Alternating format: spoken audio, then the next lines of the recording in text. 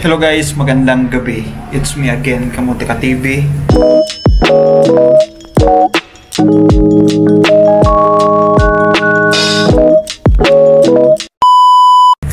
And ayan, kung bago ka lang, huwag kalimutan i-subscribe yung channel ko.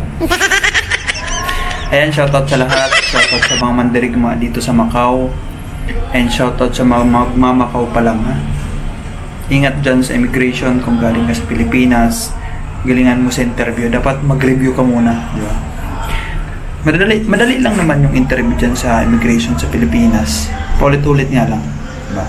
Kailangan mo tandaan yung sasagot mo at hindi ka po dapat magpaiba-iba, diba? Dapat focus ka lang. Ayan, at mag-pray muna bago sa interview para hindi masyado mahirapan, diba? May guide ka ng ating Lord. Ayan, huwag kalimutan magdasal guys. Napaka-importante yan para sa sarili natin, para sa lahat, para sa pamilya natin. Ayan guys, ayan, shoutout kay Idol. Shoutout sa'yo and nanonood daw siya sa mga vlog ko before nung naghanap siya ng trabaho. Isa siyang mandirigma and ngayon nakahanap na. Ayan, congrats sa'yo Idol and thank you so much sa support. Salamat sa support and i-share mo rin tong mga vlog ko sa mga gusto mag-Macau, diba? Ayan, yung mga shoutout sa mga may trabaho na dito sa Macau guys, huwag niyong sayangin yung opportunity na binigay sa inyo na may trabaho na kayo ngayon and ang daming gusto ng trabaho mo na yan at napunta sa'yo. Napakaswerte mo at nasa iyo na yung trabaho na yan and ingatan mo and galingan mo sa trabaho. Hindi lang porkit nandyan ka na hindi ka pwede tanggalin. Possible yan kung hindi ka talaga magsisipag sa trabaho, patamad-tamad ka doon. Hindi porkit nakapasok ka na hindi ka na matatanggal. Pwede ka nila tanggalin, lalo na pag ano ka pa lang. Mas mabilis ka tanggalin pag green job ka pa lang, di ba? Anytime pwede ka nila hindi na pa-fingerprint. Kasi after green job, may fingerprint pen guys. Pag yung fingerprint guys, doon mo na malalaman kung hanggang kailan yung visa mo, hanggang kailan kontrata mo. Kung 1 year ka lang o 3 months, you know, maswerte ka kung 1 year. Kaya galingan nyo guys, kaya nyo yan. And shoutout sa mga mandirigma dito sa Macau. And lahat yan ng mandirigma dito sa Macau. Hindi ka man pinalad sa una mong pagpunta, for sure pagbalik mo galing Thailand is makakahanap ka ng trabaho. Lahat yan dito sa Macau. Lahat ng pumunta nakahanap ng trabaho. Hindi lang mabilisan yung iba. Yung iba kasi masipag, mabilis lang. Pero yung hindi masipag, yung mahiyain, hindi makapal yung mukha, yung lagi lang nagiinom, lagi lang tulog, tamad mag-apply, yan. Talagang welcome to Thailand ka talaga, di ba? Ganon yun. Pero yung masisipag, laging umaalis, laging busy, ayan. Hindi tinatamad, matyaga, nagdadasal. Yan yung mga 1 week, 2 weeks lang may trabaho na dito sa Macau. Ganun guys. Pag umuulan dito sa Macau guys, yung mga nandito sa Macau mandirigma, sumalisi kayo. Kasi wala talagang po umaalis yan pag maulan, mainit. Alis kayo, salisi kayo sa mga mandirigma din na mga tamad, diba? Salisihan nyo sila para, diba, imbis na para sa kanila dahil sa tamad sila, napunta sa'yo, masipag kayo. Ganun lang, gusto mo makahanap magandang trabaho, sipagan mo, huwag kang mahiya, dapat makapal yung mukha mo kung nandito ka sa Macau. Pag mahiyain ka, matagal ka talaga makahanap. Ganun yun yung sikreto dito. Ayan guys, shoutout sa mga laging nanonood sa vlog ko. Guys, salamat sa support. And don't forget to subscribe, share din sa mga vlog ko. And ayan, yung mga magtatanong kung anong gusto nyo itanong about Macau is search nyo lang yung visit nyo lang po yung mga vlog ko. Andyan na po lahat yan, mga gusto nyo itanong. Ayan guys, thank you so much sa support talaga. Salamat. And pag-usapan natin guys ngayon is mga sahod na ngayon dito sa Macau. Magkano na ba guys yung mga sahod dito sa Macau? And alam ko yung mga iba dyan is excited na, di ba? Excited na mag-Macau, excited na pumunta kasi nalaman na yung mga sahod. Yan, alam nyo guys, hindi naman nagkakaiba yung mga sahod natin sa ibang bansa. Sa ibang place like Canada, sa Taiwan, basta hindi nagkakaiba. Kunti lang. Pero okay pa rin ang Macau sahod. Mataas pa rin, lalo na ngayon, pataas ng pataas, di ba? Ayan guys, alam ko ngayon is sa sahod sa basic. Mga basic lang yung pag-uusapan natin guys. Kasi tataas pa kasi yan pag may overtime. Yung mga basic ngayon guys is pag-uusapan natin. Kasi pag may OT pa, ang laki abutin pag may OT ka pa guys dito sa Macau. Pag masipag ka mag-overtime, malaki sa sahurin mo lagi. Ayan guys, pag-usapan natin mga agency na mataas yung sahod. Hindi naman mataas, sakto lang. Pag-usapan natin yung mga agency na yung mga sahod nila mga basic, yung may mga hawak na cleaning company. Iba kasi yung agency na nagpo-process lang ng papel natin, tapos direct na tayo. Mayroon namang agency na mayroon talaga silang sariling cleaning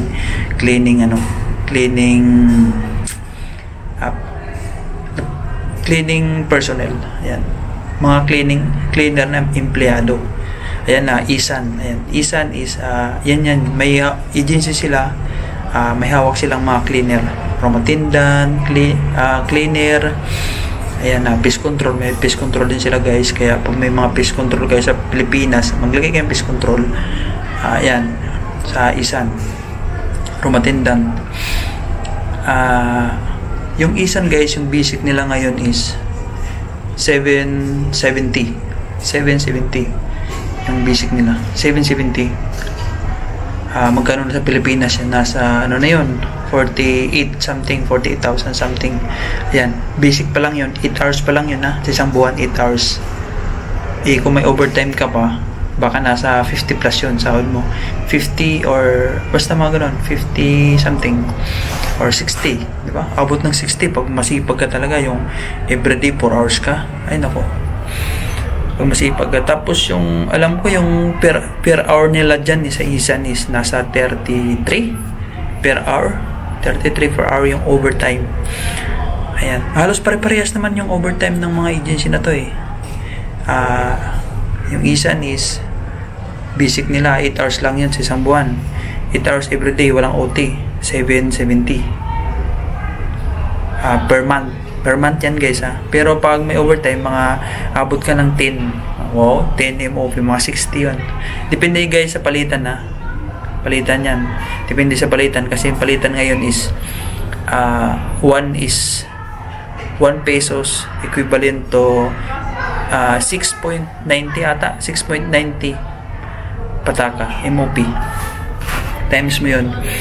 Ayan guys, yung ano naman ngayon, yung basic ng Easy Clean. Ayan yung Easy Clean guys, apply kayo online dyan, Easy Clean. Sa mga magde-drop box dyan guys sa Easy Clean, talagang mahirap dyan mag-drop box sa Easy Clean.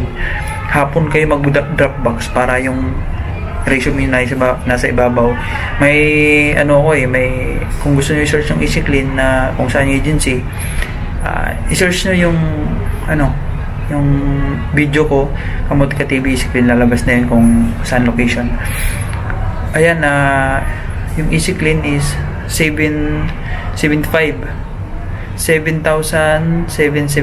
MOP per month, basic nila. Parang di nagkakalayo, di ba, dang Isan? Parehas, mga ganun lang. Tapos yung basic pa lang yun guys, basic. Per month, walang OT yung 775. Walang walang OT kung mag-overtime ka pa din, may overtime ka, hindi mas maganda, di ba, mas mataas. Abot ka rin ng mga 10 din, gano'n. Kung 4 hours every day. Pero may bawas yun, siyempre, kasi may mababawasan yung overtime mo kasi may 4 days na 4 days na rest day. Every 1 week may isa ka. Pero yung sinasabi kong basic na 775 sa lahat ng agency dito sa Macau, 1 month, may rest day ka o wala. May rest day ka sa isang buwan, 4 days, diba? 4 days isang buwan, kasi every week meron kang isa sa isang buwan Di ba apat na linggo. Hindi may apat ka rin na day off. Yung sa ano na yan, yung 775, kasama na yun sa day off. Yan, yung apat na day off. Hindi pa babawasan yan pag nag-day off ka. Yung pa rin yung kasi basic yun, every month yun yung sasahurin mo pag wala kang overtime, 775. Yung isan, ganun din, 770 yun, every month. Yun sasahurin. May day off ka na doon, ha? Baka sabihin mo na, baka isipin nyo na, may day off po, babawasan yung basic ko. Hindi, yun na yun. May off ka, yun pa rin yun. And especially may mga holiday guys, tataas pa yun. May triple pay, may double pay, ayan. Yan, abot yun ng 10, 60 pesos. Pero mababawasan naman yun siyempre kasi may magbabayad ka ng bahay, mga pero malaki pa rin yung malaki pa rin makukuha mo. Ayan guys, yung naman, pro cleaning. Yung pro cleaning is alam ko sila basic nila is 775 din basta ganyan din 775 din, nagkakalayo. 775 basic ng pro cleaning. Ayan, kasi yung pinakamababa talaga dati before guys is isan 670. Puti ngayon tumas na di ba? 670 ba yun? Basta ganun. Ay 66 lang dati. Isan. Ayun na tumas na. Naging 77 na, di ba? Buti nga tumas Yun ang pinakamababa before Ayan na guys, yung pro cleaning is 775. Yata ganun, basta ganun. Yan, may mga, yung ito ng yung Easy Clean, tsaka yung Easy Clean, Isan. Ayan, pro cleaning. May mga cleaning, yan sila. Cleaning personnel na mga empleyado. Sila may hawak. Sila lahat nagpa-process, may tao din sila. Kaya pag nag-apply ka sa pro cleaning, cleaner, pwede ka nila kunin empleyado na cleaner. Sila magpapasahod sa'yo. 770, yan, 1 month yan, basic. And CNK is ganun din. Ganun din mga basic nila ngayon. NK yan, 770 mga basic. Yung lang guys ngayon, yung mataas basic is yung mga sa restaurant guys. Yung mga restaurant, yung mga agency na sila lang nagpa-process. For example, apply ka sa Rose Agency. Pag nag-apply ka dun guys, hindi ka hawak ng Rose, sila lang magpa-process ng papel mo. Kung may naghanap ng quota sa Rose ng sa Risto, for example, dishwasher, kukunin ka ng Rose Agency and then sila lang magpa-process ng papel mo, tapos ipapadala ka na doon sa company, sa employer na restaurant. For example, restaurant, yung restaurant magpapasahod sa'yo, yung Rose Agency lang sa'yo yung magpaprocess, ganun. Sila yung walang hawak na tao, sila lang magpaprocess ng mga papel mo, kung ano-ano dyan sila. Pero sa sahod mo is company na. Yan yung matataas yung sahod. Mga ngayon is mga ganun is nasa 8,500 basic nila. Meron naman guys na depende pa rin sa mga company. Meron mga company ngayon 7.5 sa mga restaurant, sa mga gilid-gilid lang na sa mga gilid-gilid na ma-direct. May mga sila na meron 6.5, meron pa rin 6.5 ngayon guys. 6.5 guys, MOP yan, hindi pesos yan, 6.5 MOP, 7.5 MOP, ayan. Mayroon, umabot sila ng 8K. Meron 8K kasi may 500 pa na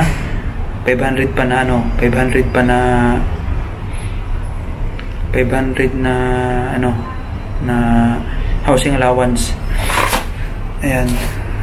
Basic lang yun guys, yung mga sinabi kong umabot sila ng 8,000. Yung housing allowance kasi guys, 500. Karamihan kasi naman dito is binibigay. Kaya medyo tumataas yung sahod. For example, 775 lang yung basic mo plus 500 na basic allowance, MOP. Umabot ka na ng 8,000. Ganun. Yung hindi lang nagbibigay ng ng basic, ng housing allowance is is ES. Yun lang. Yun lang yung nagbibigay. Ayan guys, yung mga agency dito na iba is ayan, yung mga career care, yan, medyo mataas yung sahod yan pag napunta ka sa mga company, mga restaurant, mga depende kung saan kanila i-delivery. Yan, mga umabot yan 8,000 mahigit. Meron nga mga 9,000 depende sa mga chef cook. Yan, matataas yung sahod niyan, umabot ng 10,000 MOP. Mga chef cook dito sa Macau, magaling ka magluto, chef cook 10,000 MOP, times mo yan sa 6, o di may 60 ka na. Pas kung mag-OT ka pa, basic pa lang yun ha, yung 10,000 MOP. Kung mag-OT ka pa, ba, ang laki na sasawarin mo guys. Yung iba umabot ng 12, 15 dito pag masisipag mag-overtime, ay naku, ang laki ng mga sinasahod nila dito ng iba, yung mga restaurant, ganoon. Lalo pag Chinese New Year, ang dami nilang pera pag Chinese New Year sa mga restaurant, sa mga, ayan guys, sa mga hotel nagtatrabaho, mga direct, for example, MGM, Wynn, Hyatt, City of Dreams dito sa Macau, Venetian, si Studio City, Parisian, ayan, ano laki ng sahod nila guys yan. Umabot sila ng basic nila is 11,000 MOP. 8 hours pa lang yan ha, wala pang overtime. Paano pa nag-overtime, baka umabot ng 15 yan sila, diba? Yung mga cleaner guys, cleaner is malaking sahod ng mga cleaner din, nasa 8,000, mga ganun, 8,077, depende kung saan ka malagay, sa pro cleaning ba o sa yung mga OT. Kasi dito guys, nakakalaki sa nakadagdag na sahod natin overtime. Yan, yung mga walang overtime guys, dyan tis lang. Yan, yung mga walang overtime, malalaki sahod yan, 8 hours lang, diba? Mga 8,500, ganun. Yan, mga delivery guys, malaki sahod yan, delivery, mga 8,500 yan, mga 9,000, ganun. Kasi mahirap yung trabaho din dyan. Mga gardener, yan, gardener, umabot sila ng 8,000 yung mga basic nila guys. 8,000 gardener dito sa Macau. Ano pa ba? Driver, yan, mga driver dito is umabot ng mga umabot sila ng 8,500, yan, 8,500 din, mga ganun, 8,500 to 9,000, depende. Pag medyo tumagal ka guys, tataas yung mga ano dito, mga repacking. Yan, may mga repacking dito guys sa mga agency, apply ka sa mga agency like Excellent, sa Winsing guys. Sa Winsing may hawak din sila dyan na cleaner sa Winsing. Alam ko nasa ano din sila 770. Yan din yung mga basic nila pare-pares lang mga agency dito na basic. Yung nakakalaki lang dyan guys is yung mga ano, overtime. Yan, yung mga ano naman, room attendant guys, depende sa mga hotel na maliliit guys, is mababa lang, nasa 7,500. Mga room attendant naman, maliit na hotel dito sa mga na 7,500 lang, ganun, MOP. Yung iba walang overtime. Yung mga maliliit lang na hotel, walang overtime, ganun. Pero yung sa mga malalaking hotel, may mga wala silang overtime. Kahit malalaking hotel, wala silang overtime kasi marami silang ano room attendant. Sa mga cleaner, maraming overtime. Pag cleaner ka guys, maswerte ka kasi maraming overtime yan, cleaner.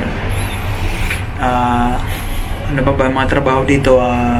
Sa mga bahay naman, sa DH, domestic helper dito sa Macau is nasa, alam ko yung basic is 4,500 4,500 MOP. Nasa 32 plus yan, 32,000 pesos yung mga DH. Pero pag ano, pag medyo tumagal ka na sa bus mo, sa amo mo, tatas ng kanila, yung iba umabot ng 6,000, yung matatagal na umabot ng 7, o diba swerte 7, yung iba 5,500 ganun, 5,000 yan.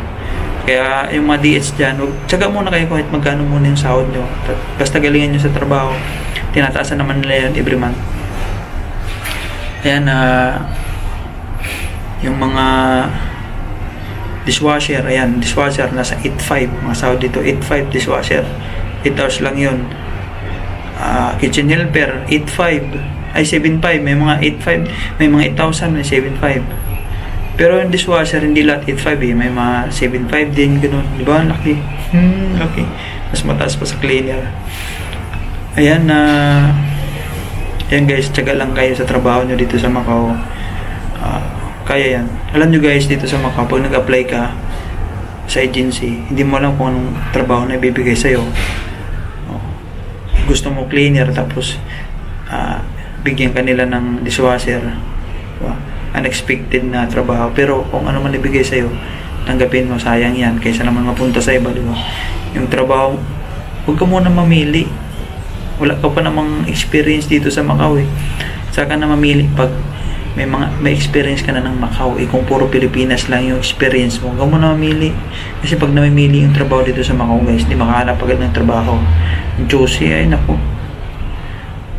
maano ka sa Thailand, pabalik-balik ka doon 2 beses. Kung ano bigay sa'yo ng agency na trabaho, yun na muna, huwag ka na muna mamili, diba? Huwag ka muna choosy. Saka ka na mag-choosy pag matagal ka na sa Macau. Ayan na sipagan nyo guys, lalo na ngayon. Ayan, mga security, ang dami yun. Security guys, sahod ng security is basic, nasa 7,700 MOP. Tapos may overtime, basta makapot sila ng 11,000 MOP security. Yung height ng security is 5'9". 45 pwede pa security, 45 years old pwede pa. 40, 35 yan, pwede pa yung mga security. Magdala lang kayo ng NBI guys, na abroad na NBI. Tapos yung mga driver, dapat yung license nyo is guys is dapat dapat bago. Ayan, dapat bagong rin yung hindi expire. Ayan, mga billman, and malalaking sahod ng mga billman. Ano ba? Mga receptionist sa mga hotel, yung malalaki na sahod yan guys. Yung iba galing Icon, diba? Sa mga 5-star hotel guys, dito sa mga malalaking sahod, umabot sila ng 11,000 basic nila. Dyan sa hotel na yan, basic 11, 10. Yan, dyan lang yan naglalaro eh. 10, 11, 9. 8 hours lang yung walang OT ah.